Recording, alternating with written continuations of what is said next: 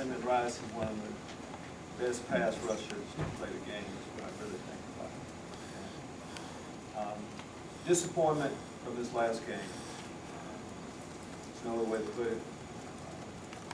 You know, we thought we were ready to take another step, improve upon some things that we did the previous week. Had a good week of practice. Didn't really see that coming. When I said I didn't see it coming, we know we were playing a good Eastern Michigan team. That we knew we had to play our best football, and we didn't throughout the game. Reasons why.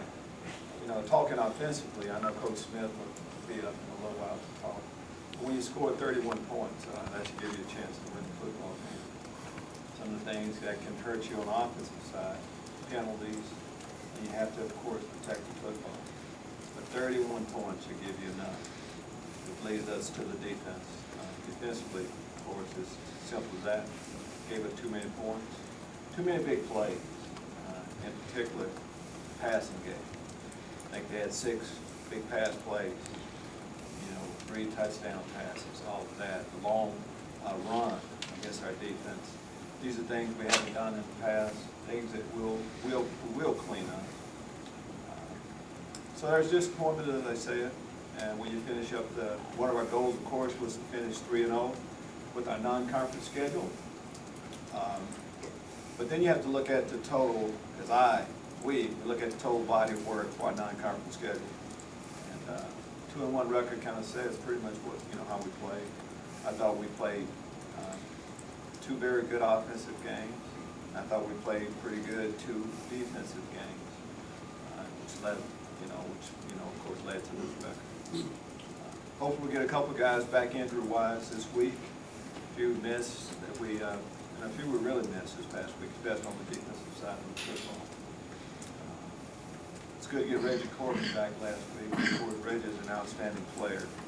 Offensive line continues, give the running backs opportunities to score. So that's where we're talking about last week's game. After you get past disappointment of it, you realize that in a way the real season starts right now when you get into Big Ten play.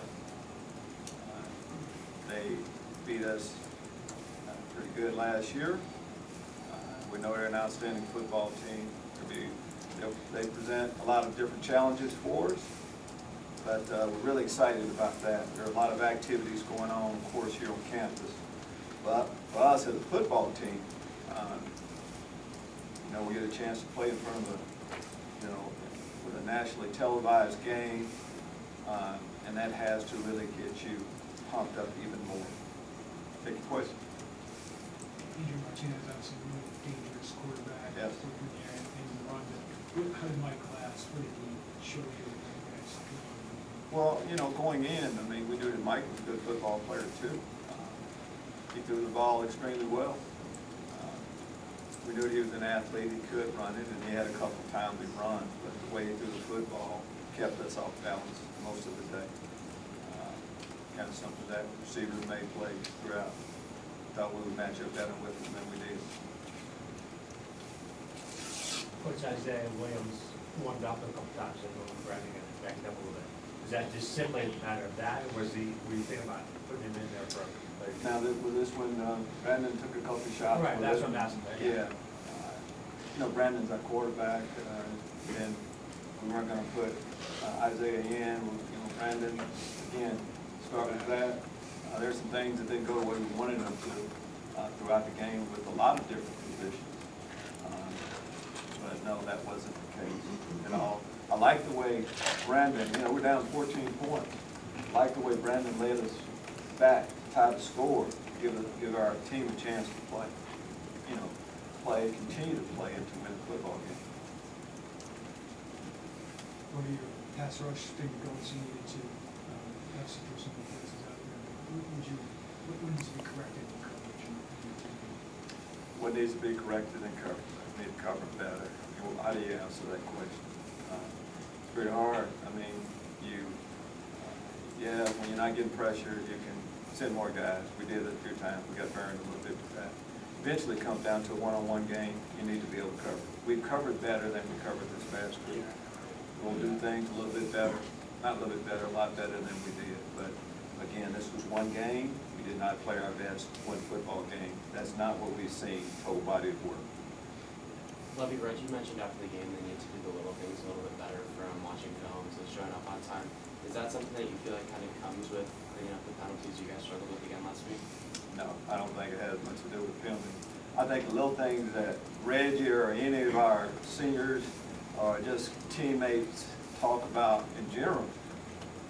Or I can guarantee you, every week I stand in front of you, I'm going to talk about cleaning up the little things. That is a big part of it. Just the discipline that's involved with everything. That's a constant struggle that we all, it's like saying a little bit. You're always kind of dealing with it. You know, it's always there. That's definitely the case. Any update on Tony Adams' status or Isaiah Gay? Tony Adams, getting better. I mean, we don't practice today. All of our guys will. We practice tomorrow morning. We'll be able to tell you a little bit more. Neither one of those injuries, you know, we don't have guys that have season-ending injuries, anything like that. So we'll assume, and we're hoping that we'll have most of our guys back this week. We'll be able to tell you a little bit more next week. Well, not next week, tomorrow. Coach, how do you evaluate what Sidney Brown did? I know he had the one bad penalty for over what he wearing those. I think it's good to get any player back out there. You know, Sid, when you miss all of training camp, there's a learning curve a little bit. Sid didn't play as well as he'll play. He didn't play as well as he can play. I'm going to say that about a lot of us, though, that went through all of training camp and had a lot more practices. But we started the process. It was good to get him back out into the mix. He's one of our guys. So, I mean, that's what it is with him. What I was pleased with, I talked with all the things I was displeased with. Delano Ware, he hadn't gotten a lot of time either. Delano Ware was one of the guys eventually that really played well.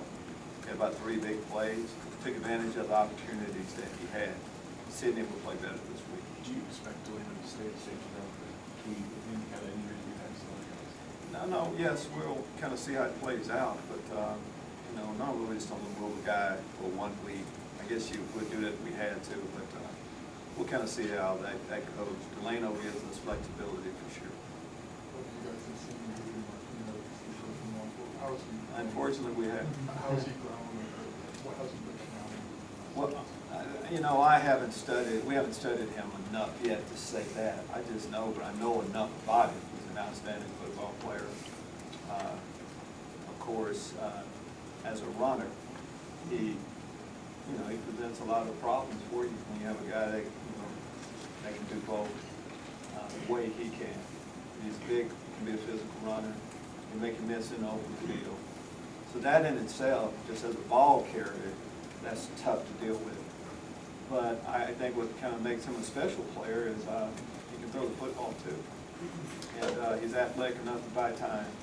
So it's tough keeping him pinned in. He can create an awful lot to get his passes off. And he has some excellent receivers. Philman, of course, being one of them, that he can throw the ball too.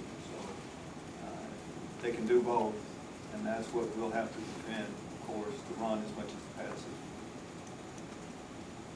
Scott Frost, obviously the Nebraska guy, when you went up against him last year, what makes that offense scheme difficult? Well, I think it's, you know, piggyback on that same question. The team can do both. They can beat you running football, you know, equally as well as they can pass it. And drop back, you know, they give you a lot of different formations, you know, from no backs, 1, 2. That's what causes you problems. And just in general, you know, when it's one thing to run the football, but the option part of it, that along with the run, you know, keep the defense up at night. Big Ten openers are always important back in last week. Feels like this one's even more important. How do you go into this one? Well, I can't say that this one is any more important. If we had won last week, I'd be talking about, hey, we had one goal to finish the non-conference schedule 3-0. Then I would talk about starting Big Ten play. So it was going to come. The importance of this game was there by itself, and that hasn't changed. You know, hopefully when you don't play your best football, there'll be more of a sense of urgency to get everything right and knowing exactly what type of opponent we have. It's about Big Ten play for us. In an ideal world, you want to start off Big Ten play. I would, at home, the audience that will be watching us, what we have going on this weekend. There's a lot of things surrounding this game, and we want to be ready to go, and as much orange as we can see, the bet off will be. Any update on Larray Oladipo's status? He's still suspended from the team indefinitely, and when something changes, I'll kind of let you know a little bit, but right now it's what it is. Coach, you have any of the Hall of Fame guys come talk to you guys this week? You know, they have a lot of things going on. I don't know exactly who all will be here, but I know as many of the guys as possible that we can get into our building over around our football team. We would like to, absolutely. And it's just not this weekend, it's any weekend, of course. We want our guys to come back. So you mentioned you're wanting to go 3-0 non-conference being a goal. Is not hitting that one make your next goal tougher to accomplish? No, didn't have anything to do with the separate goal. You have a non-conference schedule. You just look at it. That one's over. Now you move to that next one. The main goal that we have is to win the Big Ten championship. It starts this week. This is when the real season starts for us. Well, Mike Glass also, you can't run, you can't go. Is there anything you can carry over the game plan now into the early that you? No, I don't think they're different. Absolutely. When you're an athletic quarterback that can throw, you have a game plan for that. So there are a lot of things that we can, learn from what happened this week. But also what happened last year. That's the thing when you play an opponent like we're playing this week. I mean, we have them. We know how they're going to, we have an idea how they're going to try to attack us. So I think that in itself is enough. Well, you mentioned possibly trying the difficulties of covering the option that Martinez has ability to run. Do you plan on having more speed rushers and possibly running more blitzes this weekend to combat that? We have a game plan that we feel very confident. Show up there and you'll see exactly what it is. How's a night game different than a 11 a.m. kickoff? Again, in an ideal world, I think most of the guys would say that they would rather just get up and play the game. So, and I like that too. I like the 2:30. I like that second time slot also. But I think there's something to be said about prime time, having an opportunity to play. It seems like more people have an opportunity to see you then. So I know just in general, traditionally, I think most football players would tell you they love playing primetime games. I know we're no exception. We're excited about it this week. What result in the market? What challenges does that present, that option that's coming into the offensive line? Well, I think it gives you quite a bit. I think every time I've been at this podium, I've kind of talked about Daniel Barker a little bit. He's outstanding at training camp. He's a good football player. He can make all the catches. He can run with the football. He plays on the special teams. So when you have a guy like that, you think pass defenders is, enormous about the wide receivers. If you have a tight end that can catch the ball and block, he can really cause problems for a defense. I think we have that in Daniel Barker. He's a good football player. The production we've had offensively, a lot of that has been based around him a little bit. Excited what we'll do with him in the future. Lovie, obviously Brandon has started Big Ten games before. Do you take a little bit of comfort or confidence in the fact that he's started games in this conference? Yes, go all the way back to the start of the season, having a veteran quarterback, yes, that has started games in the Big Ten helped an awful lot. I think what Brandon would tell you that that's a long time ago, and he's kind of basing it now, what he's doing right now. 3 games on his belt. I think we've kind of gotten past a little bit. He's a Big Ten quarterback, and this week we're going to need him to play his best Big Ten game against a good opponent, one that we're going to be playing, of course, each year. But we'll get that. Each week is a learning experience. Hopefully it's kind of led us to this position, this game where we'll play our best ball.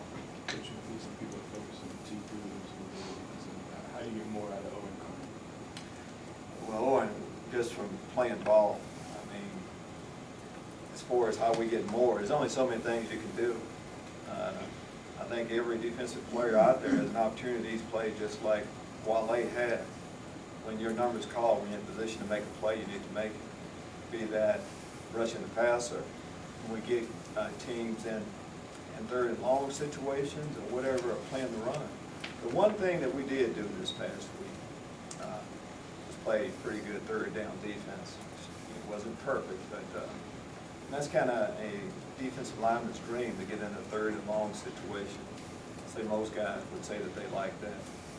Owen plays hard, big plays will eventually come forth. So injury Isaiah game for some of those freshmen because of that. It- Ran out for Well, it's those guys, and it's also the Mark Mundus who I, of course, have been playing quite a bit. We have enough guys at that position. We would like to play as many as possible. So what it means is that maybe some of those guys may get an opportunity for a few more reps. Be ready, their number could be called soon. Josh kind of put the team on his back there on that last scoring drive for you guys, but only one catch, I think, up until then. Does he need to be more involved? Well, I think looking at it now, you look at what we were able to do. You know, I thought throughout we were able to move the ball offensively. We had some penalties that really kind of put us on our heels a little bit. So game plan wise, we were moving in, we were throwing it around, distributing the ball to a lot of different people. And Ricky Smalling played excellent football. He's played great ball throughout this year. We talked about Daniel Barker. There are a lot of guys to get the ball to. But at the end there, when we need to go to someone and we had a favorable matchup, Brandon got him the ball and he did a good job. Have you thought about practicing at night for the night game coming up? You know, that's a good question. And what, we normally don't have that many night games throughout. But in training camp is when we try to, as you put your training camp schedule together, you kind of look at what times you'll be playing throughout. So we try to practice a little bit then. Class schedules and all that doesn't really allow us to do it right now, but we feel like that won't really hinder us by when we practice. I kind of like as a general, we practice in the morning. I think it's a good thing to get young people up early, get them thinking football as early as possible in the morning. Lovie, James McCourt ties a school record. He's shown off a big leg. Has it become a thing where he's solidified himself more as a kicker? Was that up for grabs at all when in game one versus now where we are, where he's shown obviously what he can do? Well, I think all positions, we don't give out lifetime starting positions, so it's always about what you do the next time you get an opportunity. If you just go on what James has done, as he's solidified himself, I think the team feels really good about him when he goes out there. Why? Big kick last week right before the half, a few weeks ago. Of course, 56, 57? 57, I figured you would get some fight from that. Long field goal. Strong leg. You look at him also with his kickoff. So I think he solidified himself as much as anybody. He'll be called upon again. He's a weapon for us right now. Anything else for Coach? Thank you.